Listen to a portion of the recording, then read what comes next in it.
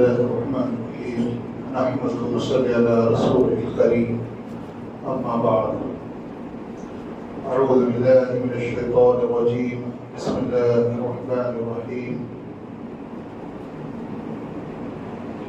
تبارك الذي بيده الملك وهو على كل شيء قدير الذي خلق الموت والحياة ليبلوكم أيكم أحسن عملا وهو العزيز الغفور صدق الله العظيم وقال رسول الله صلى الله عليه وسلم كلكم راع وكلكم مسؤول عن رعيته أو كما قال عليه الصلاة والسلام. میرے محترم بزرگوں، عزیزوں اور دوستوں، ہم مسلمانوں کا یہ ایک خاص عقیدہ ہے کہ یہ جو زندگی ہم کو اللہ نے عطا کی ہے یہ عارضی زندگی ہے. یہ ہمارا ایمان ہے اس بات پر، ہمارا یقین ہے اس بات پر، ہمارے دین کی بنیاد اسی بات پر ہے کہ یہ جو زندگی ہے یہ زندگی اللہ تبارک تعالیٰ نے ہماری اور آپ کی سب کی آزمائش کے لیے بنائی. اللہ نے آزمائش کے لیے لیبلوکم ایکم احسن عملا. کروڑوں لوگ آتے ہیں، اربوں لوگ چلے جاتے ہیں، قیامت تک سلسلہ چلتا رہے گا، لوگ آتے رہیں گے، لوگ جاتے رہیں گے. اللہ تعالیٰ فرماتے ہیں کہ ہم نے یہ نظام بنایا کیوں ہے؟ لیبلوکم، تاکہ اللہ تم کو آزمائے. ایکم، کہ تم میں سے کون ہے احسن عملا، جو اچھا عمل کر کے آئے. کہاں پر آئے؟ تو کہا حشر کے میدان میں آئے. حشر کے میدان میں جمع ہوں گے سب کے سب، تو وہاں پر دو عدالتیں لگیں گی. ایک عدالت، ایک کچہری، ایک حساب کتاب حقوق اللہ کا ہوگا، اور ایک کچہری حقوق العباد کی ہوگی. حقوق اللہ میں اللہ کے حقوق، اللہ پر ایمان کیسا تھا، اس کے ساتھ کسی کو شریک تو نہیں کر دیا، نماز پڑھی کہ نہیں پڑھی، روزے رکھے کہ نہیں رکھے، زکوٰۃ ادا کی نہیں کی، یہ حساب کتاب ہوگا. لیکن اس سے سخت، علماء فرماتے ہیں سخت کیوں ہے؟ اس لیے کہ وہاں پر دو ہی پارٹی، اللہ تبارک تعالیٰ اور بندہ. تیسرے پارٹی کا اس میں کوئی عمل داخل نہیں. لیکن یہاں پہ ایک تھرڈ پارٹی حقوق العباد ہے، یعنی لوگوں کے ساتھ اٹھنے بیٹھنے میں، رہنے میں، زندگی گزارنے میں آپ نے اس کا حق ادا کیا کہ نہیں کیا. اب یہاں پر تین پارٹیاں ہیں. اگر اللہ کا حق ادا نہیں کیا اور اللہ تبارک تعالیٰ کی رحمت جوش مار رہی ہوگی، ہو سکتا ہے کسی کے صدقے اللہ معاف کر. لیکن اگر حقوق العباد کے مسئلے میں ہم اور آپ اگر تنگ پڑ گئے، کسی کے حقوق نکل گئے، تو وہ بہت ہی سب سے زیادہ، حضور فرماتے سب سے زیادہ خسارے والا آدمی وہ ہے کہ ساری نیکیاں، دن بھر نیکیاں، زندگی بھر نیکیاں کر کے لے کر گیا، لیکن حق ادا نہیں کیے، کسی کا دل دکھایا، کسی کو کچھ بول دیا. تو قیامت کے دن وہ ہزاروں نیکیاں، ہزاروں قرآن، ہزاروں صدقات، نماز لے جائے گا، لیکن جس کا حق باقی رکھ دیا، جس کا حق ضائع کر دیا، تو قیامت کے دن ساری نیکیاں دے دی جائیں گی. اور جب نیکیاں ختم ہو جائیں گی، کچھ دینے کے لیے، ایکسچینج کرنے کے لیے کچھ نہیں ہوگا، تو وہ ٹھیک ہے، جس کا حق مارا تھا اس کے گناہ اس پر لاد دیے جائیں. تو وہ بہت ہی سخت معاملہ ہے. کس کا؟ حقوق العباد. حقوق العباد بندوں کے حقوق. ہم اپنی زندگی میں کس کے ساتھ زیادہ رہتے ہیں، اٹھتے ہیں، بیٹھتے ہیں، زندگی کا وقت جتنا گزارتے ہیں، شریعت نے ہر ایک کا حق رکھا ہے. سب سے کم درجہ جو ہے کس کا ہے؟ وَالصَّاحِبِ بِالْجَنْبِ. قرآن کہتا ہے وہ ساتھی جو تمہارے بازو میں تھوڑی دیر کے لیے بیٹھا ہو. آپ بیٹھے ہیں، ان کے بازو میں یہ بیٹھ گئے، نماز پڑھ رہے ہیں، بازو میں جو آ گیا ہے، وضو کر رہے ہیں، ان کے بازو میں کوئی بیٹھا ہوا ہے. تو جتنا چھوٹا وقت میں بھی کوئی ساتھی ہے تو ہمارے اوپر اس کا حق آ جاتا ہے کہ ہم اس کو تکلیف نہ دیں کسی بھی اعتبار سے. یہ سب سے چھوٹی مدت کا حق اللہ نے کہا کہ اس کا بھی آپ کو ادا کرنا ہے. مسجد میں آئے نماز کے لیے، بیٹھے نماز پڑھنے کے لیے، اور ہم نے اپنی جگہ کو کیا کیا؟ صاف کیا. اب صاف کرنے میں ہم نے رومال سے مارا اور پیچھے والے کے اوپر کچرا چلا گیا، قیامت کے دن اس کا جواب دینا پڑے. وضو کرنے کے لیے بیٹھے، اتنی زور سے ہم نے نماز، پانی اپنے منہ پہ مارا کہ بازو پہ چلا گیا، حساب ہوگا. آپ نے حق ضائع کر دیا. تو چھوٹی چھوٹی چیز بھی اللہ تبارک تعالیٰ نے حضور پاک صلی اللہ علیہ وسلم کے ذریعے، قرآن کریم کے ذریعے ہم اور آپ کو بدلا دی. سب سے زیادہ جو انسان کسی کے ساتھ رہتا ہے وہ انسان رہتا ہے اپنے ماں باپ کے ساتھ اور اپنے بچوں کے ساتھ. اور اللہ تبارک تعالیٰ نے ہر جگہ دونوں فریق، دونوں قسم کے لوگ، ان کو اپنے اپنے حقوق بتلائے.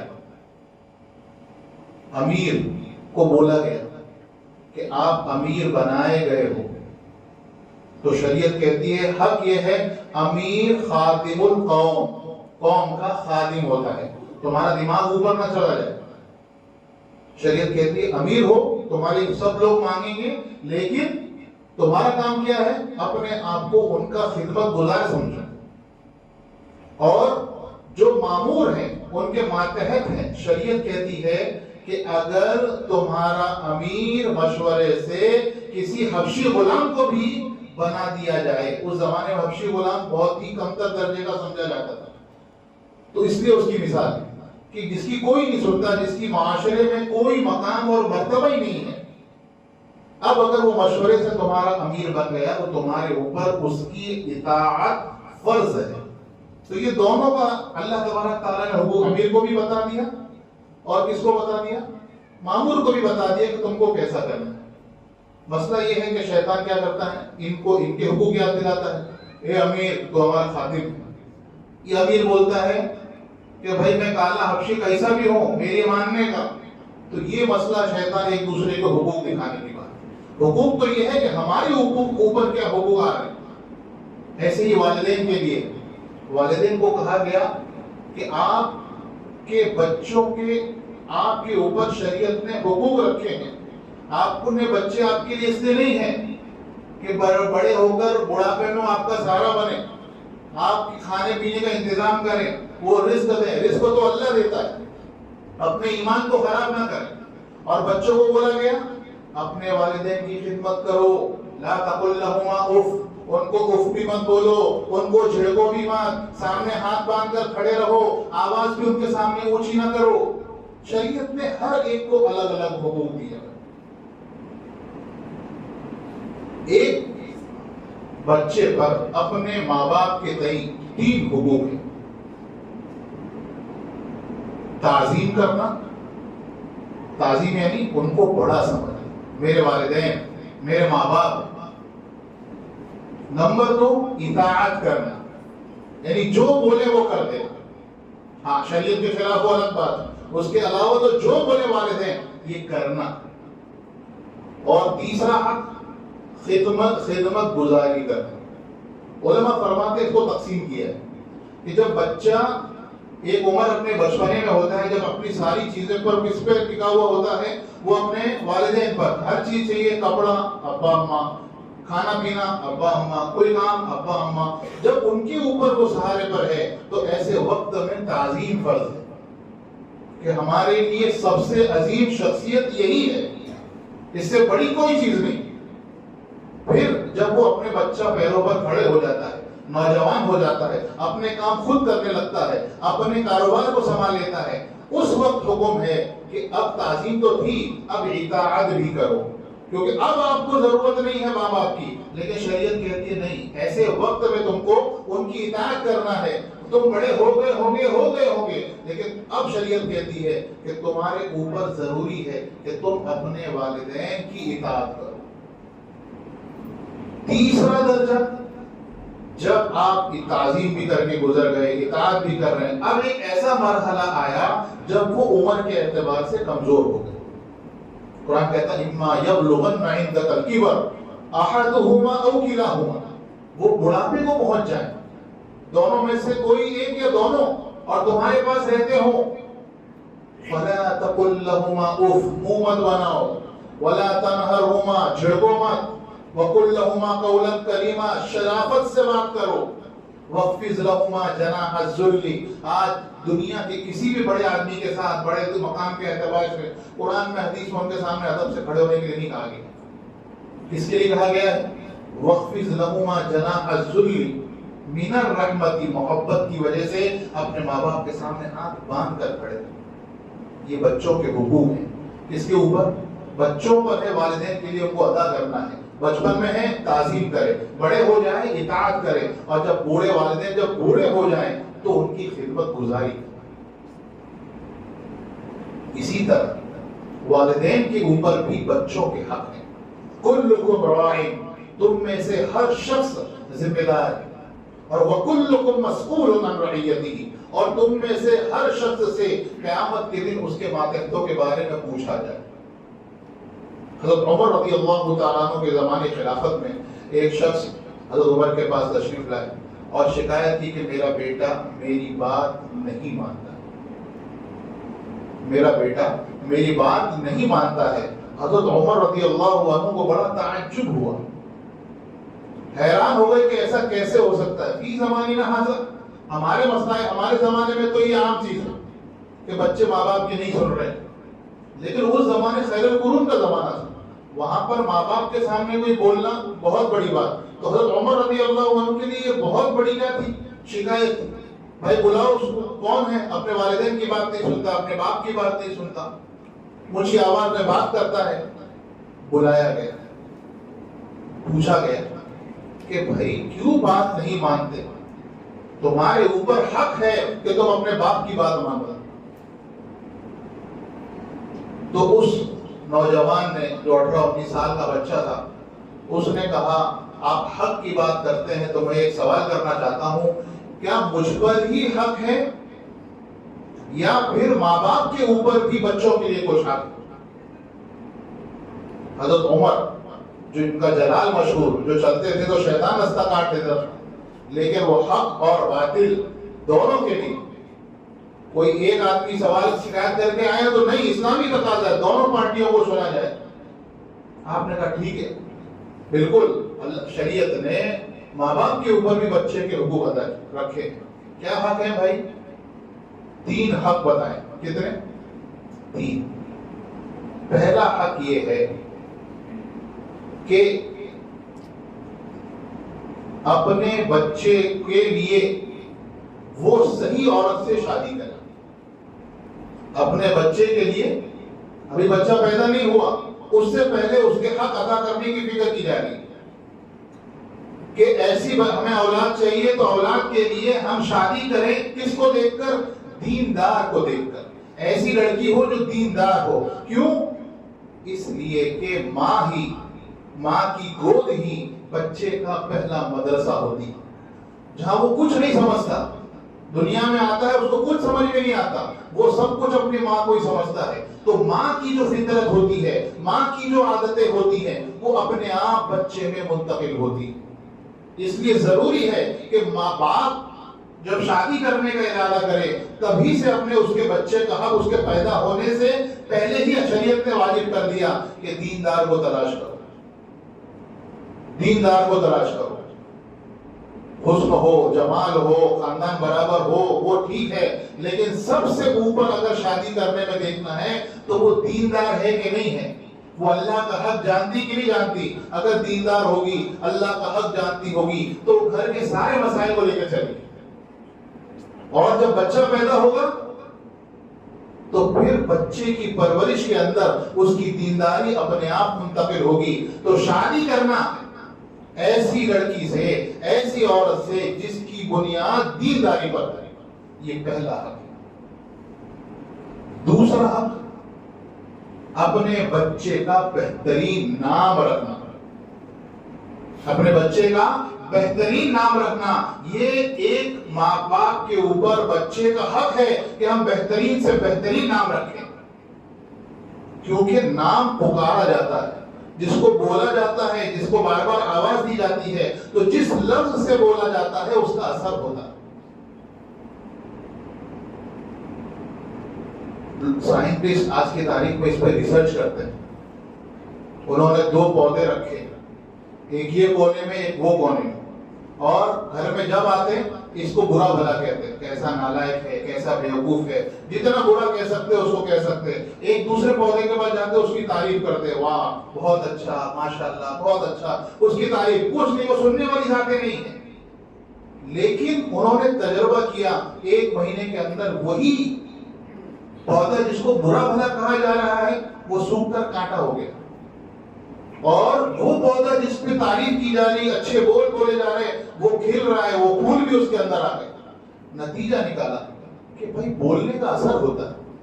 تو شریعت نے ہمیں کہا کہ بہترین نام رکھو، ایسے نام رکھو جس کے اچھے معنی ہوں، ایسے نام رکھو جو انبیاء کے اوپر ہو، ایسے نام رکھو جس کی جو کسی نیک ولی کے نام پر ہو، تاکہ اس کی برکتیں حاصل ہوں۔ آج مسئلہ یہ ہے کہ تو ہم نام رکھتے ہیں کیسے بھی، اور رکھ بھی لیں تو اس کو بگاڑ دیتے ہیں۔ راجو، لالو، منگلو، کچھ بھی نام شریعت نے نام رکھا ہے۔ عاقل، عاقل ادھر آؤ، سلیم ادھر آؤ، سلیم یعنی ہر چیز سے محفوظ۔ اسلامی جتنے نام ہیں وہ ایک طرح کی دعا ہے، آپ ان کو ان کے پیارے ناموں سے تو پکارو، یہ شریعت کا حق ہے۔ اچھے نام بھی رکھو اور ان کو اچھے نام سے پکارو بھی۔ ہم کو بڑا شارٹ کٹ کرنے کا ارادہ، بڑا لاڑ پیار آتا ہے، مظفر نام ہے بجو کر دیا اس کو۔ شریعت کی تعلیم ہے، اتنا اچھا نام آپ نے دیا ہے، اس کو اس نام سے تو پکارو۔ ایک کا نام کالو، وہ چلے جا رہا ہے، اس کا نام اتنا اچھا اللہ نے قاسم رکھا ہے۔ قاسم بانٹنے والے کو کہتے ہیں۔ اب بانٹنے والا ایسا آدمی ہوگا جس کے پاس خود ہوگا، اللہ تعالیٰ دیں گے اور وہ دے گا دوسروں کو، وہ تقسیم کرے گا۔ نام رکھنے میں بھی اللہ نے حکمتیں رکھی ہیں، ہم نے ان کے نام ہی بدل دی۔ تو ماں باپ کے اوپر حق ہے کہ بچے کا بہترین نام رکھے، اسلامی نام رکھے، اچھے القاب سے اس کو پکارے، نام کو خراب نہ کرے۔ اور تیسرا حق اسلامی تربیت، اسلامی تربیت یہ ماں باپ کے اوپر بچوں کو دینے کے لیے ماں باپ پر حق ہے کہ بچوں کی اسلامی تربیت کی جائے، یہ حق ہے۔ والدین سے پوچھا جائے گا، اگر اسلامی تربیت نہیں کی ہوگی تو قیامت کے دن پوچھا جائے گا، اگر وہ نماز نہیں پڑھتا ہوگا، روزہ نہیں رکھتا ہوگا، قیامت میں ماں باپ سے پوچھا جائے گا کہ گھر کی ساری ضرورتیں پوری کرتے تھے، نماز کی فکر کی تھی کہ نہیں کی تھی، روزہ رکھتا تھا کہ نہیں رکھتا تھا، لاڑ میں بچپن میں اس کو لاڑ میں روزہ رکھا ہے ہی نہیں گیا۔ جن کا بچپن میں روزے کی رکھنے کی عادت ہوتی ہے وہ ان کو لگتا ہے کہ ظلم ہو رہا ہے، لیکن وہ آگے چل کر زندگی بھر وہ روزہ نہیں چھوڑتے کیونکہ بچپن میں رکھا دیا گیا۔ اور جن کو لاڑ پیار میں بچپن میں روزہ رکھنے کی عادت نہیں، وہ بڑے ہونے کے بعد بھی روزہ نہیں رکھتے۔ اسلامی تربیت بہت ضروری ہے۔ مولانا ذوالفقار صاحب فرماتے ہیں کہ تربیت کے اندر 4 چیزیں سکھانا ضروری ہے۔ 4 چیزیں بچوں کے اندر منتقل کر دیں، یہ آپ نے اسلامی تربیت کا حق ادا کر دیا۔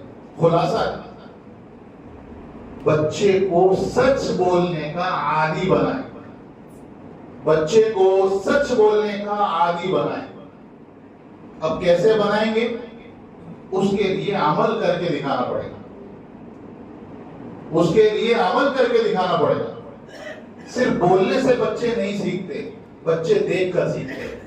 آپ 1000 مرتبہ کوئی بات بچے کو بول دو کہ یہ ٹوپی رکھ کر، ٹوپی پہن کر استنجا خانے میں جاتے ہیں، دن بھر بولو اس کو اور خود بغیر ٹوپی کے چلے جاؤ، تو آپ کا ایک بار جانا اس کو 1000 بار بولنے سے وہ سب ختم کر دے گا۔ کیونکہ آپ جو کر رہے ہو وہ سوچتا ہے یہی ہے، کیونکہ اگر ماں کی گود بچے کا پہلا مدرسہ ہے تو باپ کی انگلی بچے کا دوسرا مدرسہ ہے، کیونکہ جیسے ہی جیسے وہ بڑا ہوتا ہے وہ سمجھتا ہے کہ میری ماں کی ہر ضرورت تو باپ پورا کر رہا ہے، تو اس کی عظمت منتقل ہوتی ہے کس کی طرف؟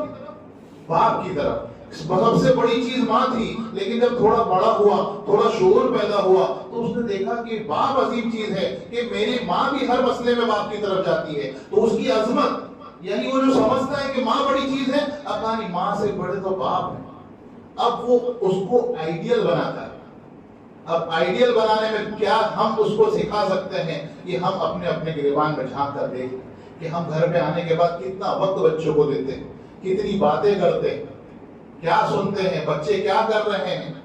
آگے ہم اپنا ٹینشن، حقیقت ہے کہ ایک باپ اپنے گھر کی ضرورتوں کو پورا کرنے کے لیے दिन भर कितनी मेहनत मशक्कत करता है, एक 100 रुपए के लिए एक भाई उसने 1000 रुपए मांगे, वो 1100 पे अड़ा हुआ है, वो ये 100 रुपए के लिए वो आधा घंटे झिक कर रहा है, दिमाग में दर्द कर दिया। ये 100 रुपए कमा कर कहां ले जाएगा? वो 100 रुपए कमाकर अपने घर वालों को ही देने वाला है। लेकिन ये जो आप बर्दाश्त कर गए हो, वो बच्चे को उस वक्त तक एहसास नहीं होगा जब तक वो बड़ा नहीं हो जाता। अब हम घरों में जाएं टेंशन के साथ में, हम अपने घर में दिन भर अपने परेशान होकर पहुंचे कि मैं कैसे कैसे कमा के पहुंचाऊं, वो बच्चे को घर को बच्चे को नहीं मालूम। वो तो आप मुंतजिर है कि आप हंसते हो उससे मिले, अरे मेरा बेटा है, अरे मेरा राजा, तो वो आपके इसमें मुंतजिर होता है, वो आपको देख रहा है। तो आप सच बोलने के लिए, वो सच बोलाना नहीं है, बल्कि वो देखे कि मेरे अब्बा घर पे आते हैं तो सच बोलते हैं कि नहीं बोलते, सच बोलते हैं कि नहीं बोलते। ये बचपन की उम्र है, वो अभी 2 साल का है, 3 साल का है, 4 साल का है, 7 साल का है। अब वो समझता है कि घर में सच बोला जाता है, और फिर जब 7 साल के बाद बढ़ने लगता है, अब वो झूठ बोलने के लायक हो जाता है। अब ये आपका काम है कि उसके अंदर इतना एतमाद करें कि अगर वो कितनी भी बड़ी गलती करे तो किसी और का ना बोले, अपने बाप को बोले, और बाप कहे बेटा ये बेटा गलत काम हो गया, आपने उसको झापड़ मार दिया, आपने उसको डांट दिया, तो वो कभी आपके पास सच बात नहीं बोलेगा। आपका आपके बच्चे के साथ में इतना ताल्लुक होना चाहिए कि बच्चे के साथ पूरे दिन भर में जो भी हुआ हो, बच्चा एतमाद के साथ सच बोलने की हिम्मत, सच बोल के मेरे अब्बा को मैं सच बोल दूंगा, मसला खत्म हो जाएगा, मेरे अब्बा मसला हल कर देंगे। और आपने जैसे ही उसने सच बोल दिया और आपने उसको भड़क गए, हमने उसको एक झापड़ मार दिया, तो फिर हमसे हमेशा झूठ बोलेगा, और वो हमारे पास मसाइल हल लेके नहीं जाएगा। उसको कोई मसला होगा तो अपने दोस्तों के पास जाएगा। अब वो दोस्त कैसे मिलते हैं, हम और आप उसका अंदाजा भी नहीं कर सकते,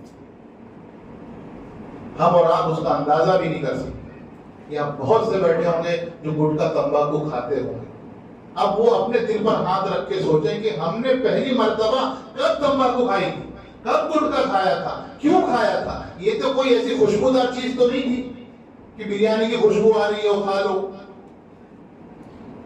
क्यों खाया था? वो दोस्तों के साथ में था, दोस्तों ने अरे मर्द बन, अरे दोस्ती में खा ले। ये एतमाद हमने हमारे बच्चों के अंदर डालना है, उनको बतलाना है कि सही ये है, गलत ये है। अगर कोई दोस्ती में खिला रहा है तो उसको कहे तो मेरी दोस्ती में मत खा भाई। इतना हमें एतमाद बच्चों में पैदा करना होगा, और ये होगा कब? जब हम उस बच्चे के साथ वक्त गुजारेंगे, अपने दिन भर की कारगुजारी उसको सुनाएंगे, अच्छी अच्छी बातें कहेंगे। आज मैंने ये काम किया जिससे अल्लाह खुश हो रहे थे, पता नहीं ये काम मुझसे हो गया, पता नहीं अल्लाह नाराज नहीं हो जाए, मुझसे मैंने उसको गाली दे दी, पता नहीं अल्लाह कितना नाराज होगा।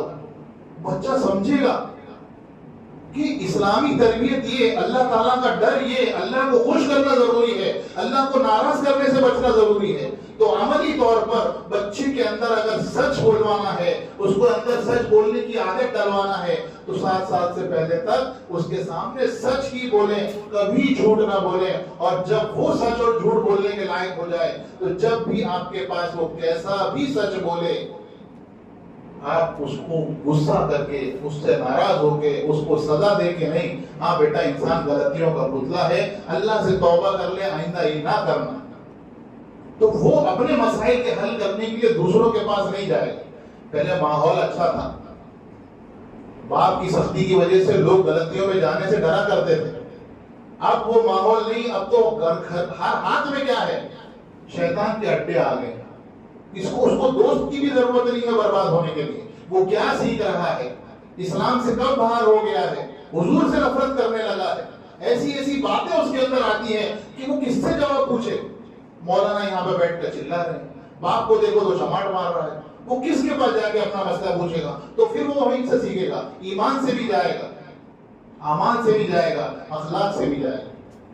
कि हमारा फरीजा है, क़यामत को पूछा जाएगा, आपने बच्चा आपका, आप दिन भर अपनी मेहनत जरूर करते थे, घर में जाकर भी आपको मौत देना है।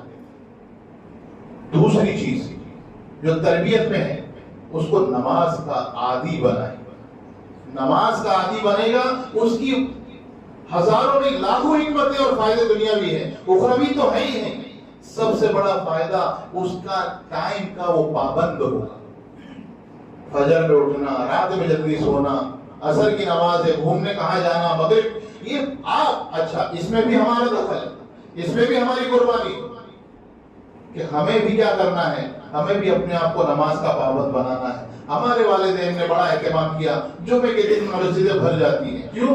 بچے نے دیکھا کہ جمعے کے دن تو سب نماز کو جاتے ہیں، تو کاش ہمارے بڑوں لوگوں نے اس کا اہتمام کیا ہوتا کہ پانچوں نمازوں میں ہم مسجدوں کی طرف جانے والے ہوتے تو کسی بچے کو بولنے کی ضرورت نہیں ہوتی، عید میں بھی بولنے کی ضرورت نہیں ہوتی، جمعے میں بھی بولنے کی ضرورت نہیں ہوتی. کیوں؟ وہ بچپن کی تربیت دیکھ کر سیکھ لیا ہے. یہ ہمارا اور آپ کا کام ہے کہ اذان ہو تو بچے میں ماحول بن جائے کہ اب مسجد جانا ہے. یہ ہمارا عادی بنانا ہے. تیسرا کام خدمت گزار. یہ اسلامی تربیت میں اس کو خدمت گزار بنائیں. یہ اس کو سمجھائیں کہ اپنا کام تو اپنے ہاتھ سے ہی کر، دوسروں کی بھی خدمت کر. یہ ہمارا اور آپ کا فریضہ ہے. اگر ہم کو لگتا ہے کہ ارے ہم گھر کے بڑے ہیں، گھر میں عورتیں کام کرنے کے لیے چھوٹے، تو حضور پاک صلی اللہ علیہ وسلم کی ذات سے بڑا کوئی نہیں ہو سکتا. حضور اپنے گھر میں جھاڑو بھی لگاتے تھے. حضور پاک صلی اللہ علیہ وسلم آٹا بھی گوندتے تھے، اور اگر دھاگا سوئی میں ڈالنا ہو تو وہ بھی کرتے تھے. جب حضور پاک صلی اللہ علیہ وسلم کی ذات کر رہی ہے تو ہم کون سی کھیت کی مولی. اور چوتھی چیز جو بچے کے اندر اسلامی تربیت میں ہے وہ ہے اس کے اندر شکر کا مادہ کر دیں.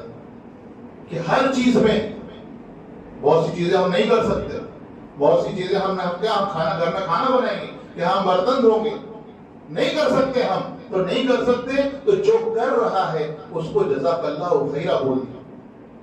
بچہ دیکھے گا کہ یہ جو شخصیت روٹی لا رہی ہے، کھانا بنا رہی ہے، گھر کے کام کر رہی ہے، یہ اس کی نوکرانی کی حیثیت نہیں ہے، یہ ایک احسان کر رہی ہے جس کی وجہ سے گھر کا باپ، گھر کا ذمہ دار، گھر کا مرد، پاورفل آدمی جزاک اللہ خیرہ بول رہا.